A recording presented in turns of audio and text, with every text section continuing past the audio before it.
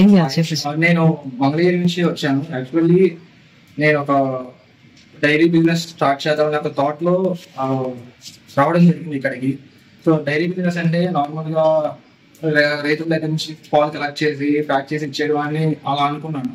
కానీ ఇక్కడికి వచ్చిన తర్వాత సార్ ఎక్స్ప్లెయిన్ చేసి మొత్తం క్లియర్గా చూపించి ఎక్స్ప్లెయిన్ చేసి దాంట్లో ఉన్న ప్లస్లు ఏంటి మైనస్లు ఏంటి అని చెప్పేసి క్లియర్గా ఎక్స్ప్లెయిన్ చేశారు.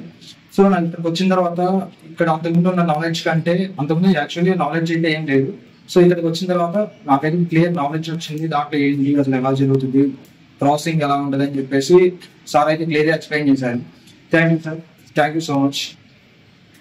అండ్ మా ప్లాంట్ ఎలా అనిపించింది మీకు? ప్లాంట్ చూడటానికి క్లీనింగ్నెస్ కానీ ప్లాంట్ రన్నింగ్ కానీ ప్లాంట్ లో రిసీవ్ చేసుకునే పద్ధతి, ప్లాంట్ క్లీనింగ్ అండ్ ప్లాంట్ లో మ్యానుఫ్యాక్చరింగ్ ప్రతి యూనిట్ కూడా చాలా క్లియర్ గా చాలా నీట్ గా ఉంది. ప్రొడక్ట్స్ విషయానికి వచ్చేటప్పటికి ప్రొడక్ట్స్ లో నేను కర్డ్ టేస్ట్ చేశాను అండ్ నెయ్యి చూశాను. Both are very good.